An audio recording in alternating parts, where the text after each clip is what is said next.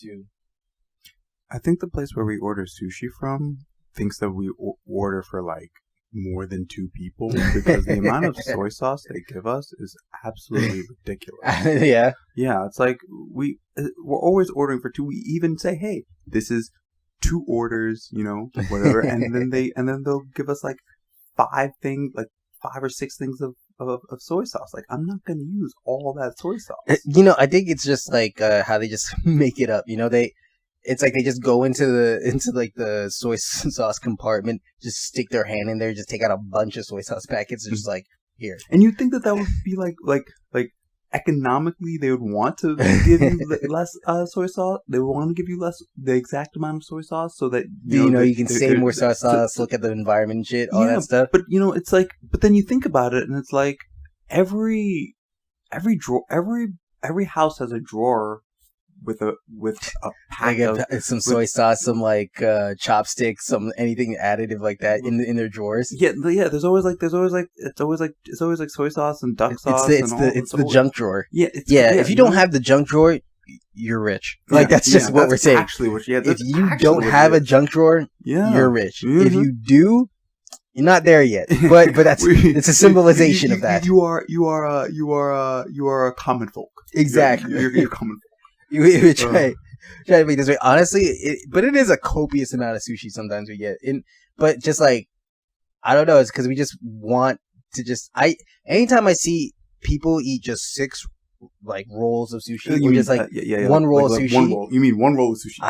I sincerely think they are psychopaths. And I don't know if it's just like, I don't know if it's necessarily because they want that. Like I remember, like in college, I had a good friend of mine. He would always like mitigate what he eats on the plate. Mm-hmm. So he would like make sure he didn't like to mix his food on the plate. Okay. So then he would have his peas on one side, he'd have his carrots on the other, and then he would always make sure they're all separated and then eat them separately, one at a time. Okay, I kind of understand that. What the fuck? I actually kind of understand that. Understand like if I have a plate of food, like I kind of do that as well. Like, but what I'll do is like I'll have like a fork of each. Like my fork will have each pairing. You like to let them mix in the mouth? Yeah. Nah, fuck that. I mix it in the plate, bro. Mix it out in the front. Fuck that.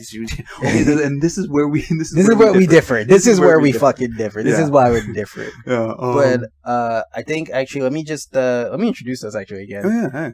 Hey guys, this is another bonus episode of the Let Me Challenge You podcast. I am your host, Julian Fevry, and over here we have Alex Fevry, and we're here to talk about some shit. Another bonus episode. We're getting things going. Please send more challenges to our email account at the Letmechallengeyoupod@gmail.com. You can also DM me personally at JujuFevry, JujuFevry on Instagram, or you can tweet me at JujuFevry, JujuFevry on Twitter, and you can also DM me at Maxed Out Character Reviews on Insta, and you can also tweet at me at Maxed OCR. Yes. Yeah. And so to actually talk about this bonus episode, I really think it was important to get this out and to really be out there. So Jerry Seinfeld, he put out an op-ed piece in the New York Times, and in his very Jerry-like demeanor, was saying that basically all those people who think that New York is dead, all those gups or those Muppets or any of those, I don't know, like those mouth breathers. Yeah, those people the people who obviously didn't grow up in New York, right? those exports, those transplants. The transplants. Yeah. It was basically him telling them to fuck off because New York will be strong and will stay strong and will be that. And you know what? First time ever in my life where I was like, Jerry, you're a fucking baller. Yeah. And nigga doesn't need my respect. But I've always been like, I was like, okay, I watched his special, I think it's bald. Or is he already bald? Is he bald? No, he's not bald. Dude, I always think he's balding. But it's like I watched the special. I think all Jews bald. Yo, fuck Jerry Seinfeld. Like, that was not that great of a special. Like, he's not that funny. But then I read that article and I was like, yeah, you got a point, dude. Like, dude, he's from, like, he has, and I like that he mentioned that he has a place in Long Island. Yeah. Like he's also like he was checking his New York privilege. Exactly. This nigga is from Long Island. We all know. Yeah. That's not New York. Yeah, we're just being frank here. It's not New York. Yeah, but like it's Long Island. But he was checking himself on that, but understood that he's still most of his time is spent in New York. He talked about like he rented a place in New York, and I think his car got towed, and he was like, and then he found something like the first day he moved into his apartment. He after his car was towed and he was outside, he was like, "This is still the greatest place in the world." Yeah, that's when he knew at that point. Yeah, and like if you're someone who hasn't grown up here, and then you kind of like. And you can still get that feeling, like then that like it's a special place, and like all the people who are saying New York is that like fuck them, fuck that. It's better for us. It's better for us because we get like there's just less touristy people, less like less of the gentrification, less of the look. New York has always been like just ran by gangs, by mobs, by those hustlers. Like in each. Before, even the earlier parts, there were literally... That's true. It was ran by that. True. And it was always respected in that light. And as it grew out of that, people still took care of that sort of demeanor. I mean, that New York demeanor to respect the area you're in. If you're in the Bronx, you're in the Bronx. If you're in Manhattan, you're a Manhattanite. If you're in Queens, you're Queenian, right? That's what it is, Queenian. Queenian? I'm pretty sure. Yeah, I think it's Queenian. I'm a Queenian. Quinonian? Quinzian? I don't fucking know. You're Queenian. Yeah. And then also, if you're in Brooklyn, you're actually a Brooklynite. Yeah. A Brooklynite. Now, Brooklyn has been getting a little cheesy, a little fruity, a lot of kombucha out there. A little soft. A little softer in my eyes. Posh, But honestly, like, it moves. The New York dynamic moves. And honestly, it was one of those things where when I heard Jerry and saw him post that, it rang true to my ears that, wow, this is the city that, I will always love in my heart. And the thing is, like, people who are, like, really in, like, who are really in the culture, in the city, like, who have grown up here, all this, they didn't, like, the concept of New York is dead and all that never even reached their ears. Nah, because they were too busy working. They were too busy working. They were too busy trying to stay alive. Like, straight up, you got what? You got people trying to keep their businesses open, and straight up, they will what? You'll have like pizzeria men just like the amount of pizza that's been ordered that I've seen. Like, it's tremendous right now. Our sushi place was open like 3 weeks after everything shut down after quarantine because he was all like they were ready to go. That is literally just the definition of New York. Yeah, we are just ready to fucking go for anything. When we got hit with the coronavirus first, everyone's like, "Oh my god, New York is going crazy!" Like literally, I was talking to one of my friends. She was actually like she's not from New York, but she was out of the U.S. and she was saying that basically it's like. She has a friend that's in the U.S. and she was worried about the friend here in New York. Yeah. And she was worried about them. And I literally was joking around. I'm like, "Oh yeah, she's dead. Oh yeah, she's dead." And she was just like, "Oh, what? Are you serious?" I'm like, "Bitch, no, bitch, no, she's not dead. All the New Yorkers are fine." Like, it's like you got to see the hustle and bustle of New York is what it really is about. When you look at the Corona stuff, right? Like, we were the epicenter of it, right? Because we had so many people, all that, right? And we still somehow legitimately brought down our number of cases, just because we listened to people. We actually had the common sense to be like, we'll throw on a mask. All those videos of those anti-maskers walking around just being like, "Fuck this, you're fucking my patriotism. This is America. This is what it is." Basically, they're telling you that they do have severe family issues and severe problems that they need to see a therapist for. It has nothing to do with... They have a problem with authority. Dude, I have problems with authority. You remember? I have problems with authority. I'm not implying. I'm not implying. I have problems with authority. I'm just saying that these are the same people that then when they get sick, they want to be taken care of after not even listening or hearing anything like that. That's when it becomes freaking crazy to me, you know? But, I mean, dude, you know me and authority. Like, okay, Question for today, right? I know you came up to me. You're like this. Where is the weirdest place you had sex? Yeah. You asked me that. Yeah. Right? Yeah. I had to go through it. Do the list. You have to, like, go through the pages. Go through your pages, right? Mm-hmm. You know, okay, I think it's like when that question was posed, right? I was wondering, are you looking for the craziest story? Or like literally the weirdest place. Maybe just start with weirdest. That's a distinction. So let's start with the weirdest place. Where's the weirdest place you ever had sex? Weirdest, weird. Like you're the type of nigga that have it in a canoe. You're the type of weird nigga to have it in a canoe. Not I would, but I haven't. I haven't. In the fog and the smoke. So like, I would say like, what? And what kind of sex? Like, because I mean, look, we're talking about P and the V. Okay, we're talking about P and the V. Wait. Okay. Now we're getting to levels here. Yeah. So let's first start off with just oral to oral action. Okay. Where's the weirdest place you got oral? Oh, okay. At a bathroom at a party. Okay, I've been there. Honestly, I forgot about that for a second. I get that. I've been there. Very weird situation. And it's funny because when you're in that situation, you think you have all the power, but you actually like you realize that you were the one who was like, oh, I got dragged in here, and getting taken care of. Yeah, listen, taken care of. Nah, look, with blowjobs for me, man, it's a weird thing for me. I when I get blowjobs, it's very hard. It's like I'm saying like when I get blowjobs. It's like I don't get blowjobs on a daily basis. Yeah. I'm saying in the sparse area of the world of my life of my years. When I've had a blowjob, I've never been so like directly into it because it's like hard for me to get like my mind out of the gutter. I don't know what it is.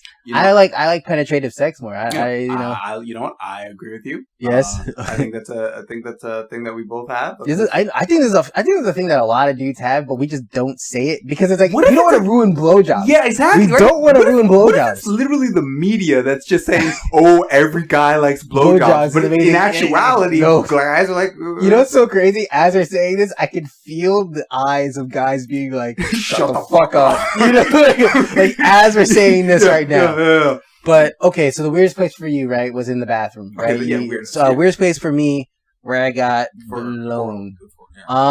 Really, I think the weirdest place was I guess weirdest place would be in a forest. I was out in the forest. I mean, look, no, but the thing was, it was like broad daylight. Yeah, okay, everyone's done that. No, but you know how there's the path, and you go off to the path? Yeah. No, wait, okay. Hear me out. Okay.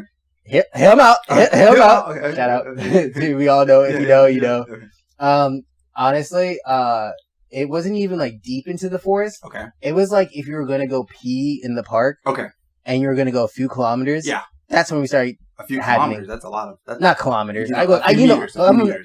Why are we using the metric system? We're from the U.S. Yeah, exactly. Fuck the metric system. A couple meters. Yeah. None of that shit. Like, it was literally like a couple feet away from the path. So people were walking. Okay. But they would glance and notice that this shit is going on. And I think like, I didn't know. I was like kind of afraid. And I think it's because like the first blowjob that I've ever had, ever in my life. Okay. My dick was big. I got my dick bit. Like my dick was big. So I think there's a lot of trauma when it comes to me and blowjobs. I might explain it. But that is the weirdest place I've had like oral. I would say. Okay. Now, penetrative sex. Okay. Where have you had the weirdest penetrative sex? Okay. Wait. Is that a guess? Oh no! Please tell your story. Okay. So, I guess it's the weirdest place I've had sex because it's like, so it's actually, in front of where your fencing, what the fuck? Wait, what? Wait. Okay. Wait, let me explain. If you don't know me or whatever, I used to be a competitive fencer. I used to fence a lot. Would travel internationally and nationally, and to all the people who are fencers listening, represent and shout out. And so you would come and pick me up after fencing, and you're telling me you were doing it in the car? What? How? When? Who? Okay, so you're not telling me you're just beating your meat off in there. No, come on. No, I'm more just fucking batting it around. So like there was definitely a summer where I was like were you dating someone, or was it? Yeah, I was dating. Yeah. So you were dating someone, and then I don't remember. You don't remember you and Costa being in the back seat and like wait. Was I there? No. Okay. So what I'm saying is this. Right? We were practicing, and you were outside. You were practicing. You were outside. You're outside. You were inside. I was inside practicing, and then you were outside. We would pull up in front, right? And because of where the area was, it wasn't necessarily. And it wasn't booming. It was a very industrial area. Yeah, very industrial area. And so like I'd be like, "Yo, let's do them in the back seat real quick before they show up." And I'll say this: the first time I asked, didn't happen. It took a couple times. So you were gunning for this. Maybe you wanted this shit. It was like it was more like it was kind of like it was just like, let's get the shit going. That's like, what else are we gonna do? Yeah, we can just sit there and talk. Yeah, it's like sit in there and talk. Oh my god. No. I'm a very communicative person. Sounds like you need a smoothie. Okay, so but yeah, so that's probably like one of the weirdest spots that I've like had where I've had sex. Yeah. Okay. I mean, honestly, I guess for me, when you get to you, Oh my god. Okay. I've had a lot of weird sex in a lot of weird areas. Maybe because I thought it was more weird, but it might have just been normal. Mm-hmm. I would say like the weirdest place that I've ever had sex was definitely in a shack in another country. What? I don't get, but okay.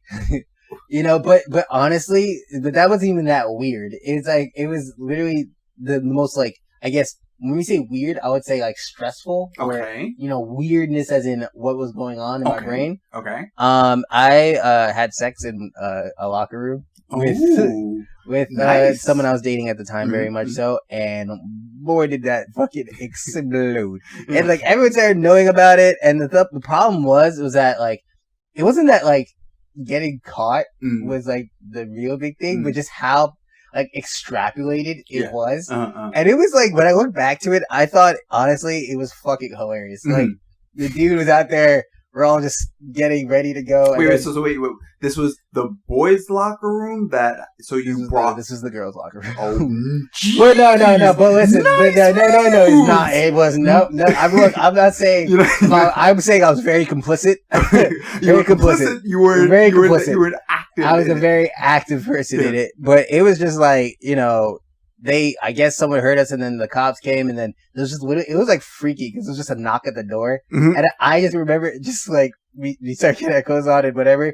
I ran over to the door, and the guy was like, "So, it's after hours," and I was like, "Just take me for loitering. Just take me for loitering." And literally, that's like I just went for that immediately, and that's when the guy went on the charges. He was just like, "You know what? He's just loitering. It does not a big deal." So that's what happened. I was just like, dude, hear me out. Hear him out. Shout out to Two Bears. But straight up, that was probably the weirdest place I've ever done it, and probably the most stressful place. I'm gonna give you a high five on that. I cannot support this. I do not condone all this, but okay, Jesus Christ. And also, high five to the person who was there too with me.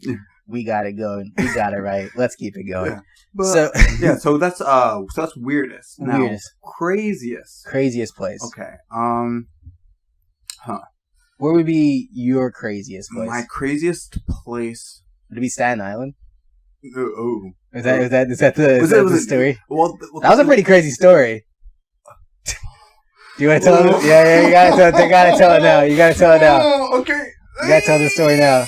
This is I'll tell you mine. I guarantee it's probably worse. This is no, because this is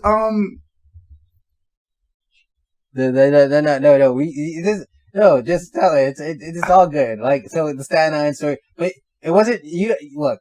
Okay, you know what? How about this? All right, so what? I'll tell my story first. You want to tell your story? I'll be able to tell my story. Okay, you can go. What I'll say is, you tell me what you can say about what I can say about that is, I was, working at a summer camp, right? Hey, and shout out to you know.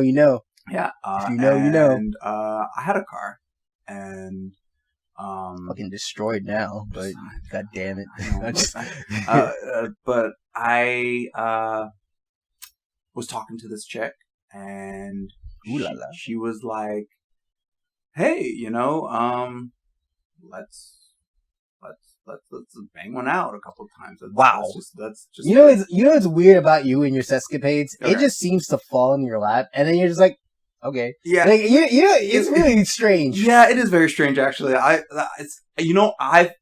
actually sat here and thought about it a while, and been like,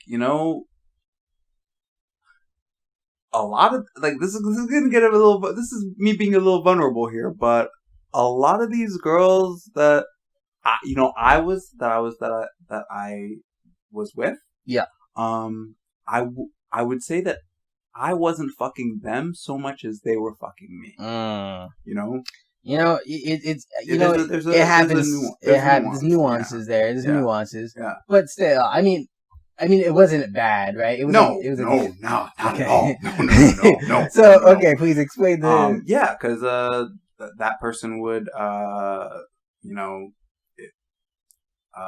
did you guys do it in Staten Island? They would. Yeah, I had to do immediately after work. The thing was that I was getting paid, and so this was good. So you're like, well, pull up. So I had no problem. I would get out of work, and then I would drive to the Verrazano Bridge, pay the toll. I'd be telling everyone. I'm on my way to have sex. I don't even know. I don't even remember what I would tell people that I was going. I was just being like, I gotta go. And I gotta go. What? I gotta go. I gotta go. I gotta go. That's how it goes in sex, right? Yeah, and then I went into Staten Island, and there was one time where I got caught. I mean, okay, so, you got to finish the story, bro. This is part of the story. Okay. So you got caught? In Staten Island, right? The person's mother, actually, it was usually because she had an open house, right? So that's when I would go. But one of those times, the mother showed up, and was like, and. We were doing it in her brother's room. Oh my god. Jesus Christ. And so when the door opened and she was like, oh shit, fuck. And the room was kind of small, so there wasn't much, where there wasn't really any place that I could hide. Yeah. So I'm just putting on clothes and whatever like that. And there was a knock at the door, right? Yeah. And of the room, and I just remember being like, you think this is all too much trauma? I was just saying she was like, who is this? Blah, blah, blah. And wait. So she was Asian, right? Oh, okay. We could say she was of Eastern origins, right? And you, black boy. Yeah. Black boy in Asian house. Yeah. I think honestly, because I've been in a situation like that, right? Okay. It's different, right? Like when it's different if you're let's say you're just throwing ourselves. No. This is what we're doing. This is our life, right? Yeah. So I remember I was dating this girl at the time, and she was like, "Oh, you should come over and we should do it." And it's like, okay, I'm like, sure, fine. I went over, started talking, and I thought it was suspicious because it was quiet. Mm-hmm. It was really quiet. Usually your brother's there, or, I say hi, but it was just unusually quiet. I asked him like, oh, where's everyone? She's just like, oh, they're not really, they're not here right now. My mom's actually probably in the basement. It's not a big deal. It's whatever, but I don't think she's here because, she's going out for lunch. I'm like, okay. Okay. So I was like, oh, so we're alone. This will be interesting. Mm-hmm. So we go upstairs, right? And then we're starting to do it, right? And as we're doing it, I hear footsteps coming up the stairs, Mm-hmm. right? And I'm like, wait, what the fuck? Mm-hmm. And I'm playing it normal because I'm just like, okay, I'm here, we're doing this, whatever. She tells me to hide behind the door. Okay. I was like, wait, okay, so just what? Okay, yeah. So now I'm butt naked. Mm-hmm. I get up, Mm-hmm. I pull out. Mm-hmm. And you pull out first before you get out. Yeah. But in me, actually, I get up then pull out. Mm-hmm. But then I get up, I go, I run over to the door, right? And I go right next to the door. I'm on the side. And now all of a sudden the door just goes open and the girl, she like puts on all her stuff as fast as possible. Mm-hmm. And, it starts talking to her mom during the door. Yeah. And I'm sitting here, I'm just like, oh my God, this lady doesn't know I'm here. I swear to God, if she turned even just a second to the left, just to the left, to the left, just a little bit, she would see me breathing and sweating just like a fucking baboon. And it was nuts. That's literally like a fucking scene out of a porno. Dude, I literally, after she closed the door, she's like, okay, you're gonna have to go. I'm like, are you serious? You didn't tell me? You didn't tell her I was here? Mm-hmm. She's like, no, but you're gonna have to go. So I had to jump down the fire escape and come outside and run. I took all my shit, dipped, and just got out of there, man. Yo, fuck. It was war. Woo. But it was your story. Yeah, that's definitely more of a story of oof. But so I think we're gonna take a pause break for an ad, and we'll see you back in a second. Yeah, after all this, right? All right. Talk about like that. You can't save the air filled of Adderall and freaking cocaine. You walk into the air and immediately you're stimulated. I think, and that's what really puts a lot of people like unease with New York, because they're just like, I don't want to be stimulated like this all the time. And we're out here being like, stimulate me, motherfucker! Like, that's just really what's going on. But yeah, you're right. It's like.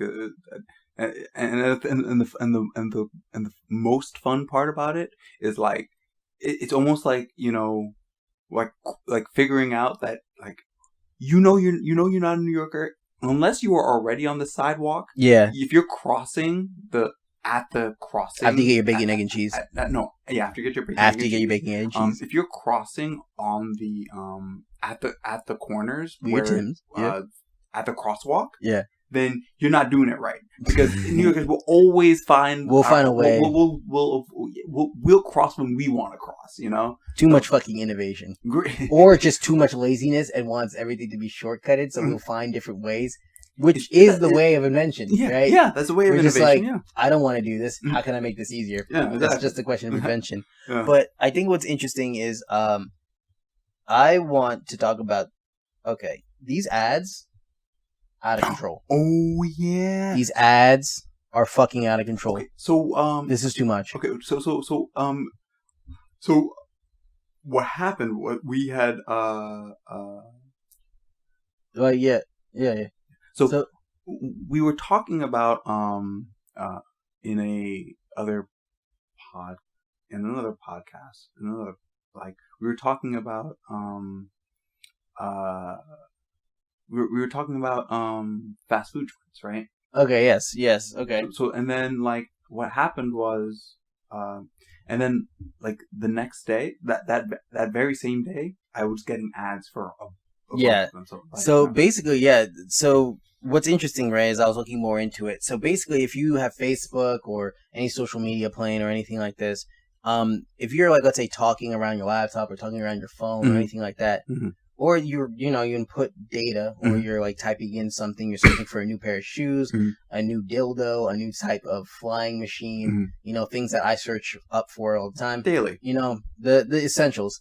And so if you're looking for those types of things, basically they can take that data and sell that data to other companies that can then use that data to then post things on your media and ads. Yeah, targeted ads.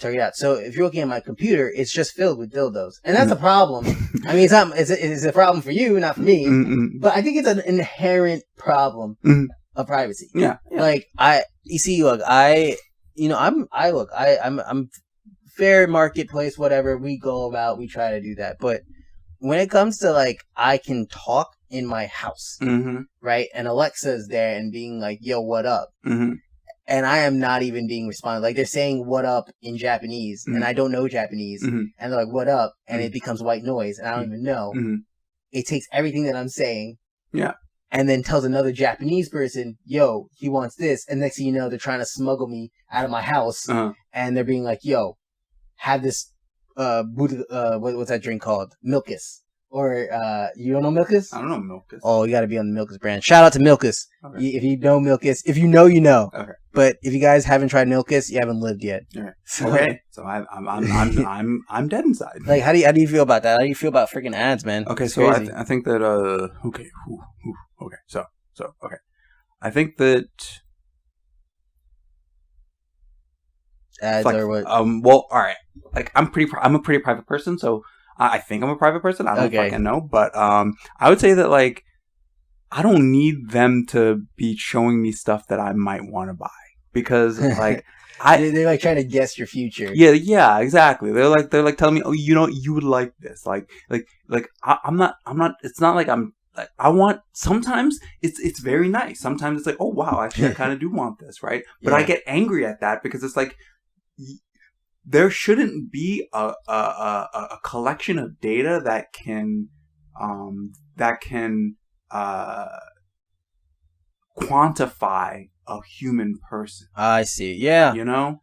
Okay. So like we're all becoming ones and zeros. And Yeah. We've always been ones and zeros, but now. But it's interesting now with everything going on. It's like we're not so much anymore. It's becoming to diverge and to split up into different places. You know? So it's like it what ends up happening is like it becomes like humans become certain foils of things. So like what they'll do is like they'll have like, oh, you are a Democrat, fine, so then you probably are voting for this guy.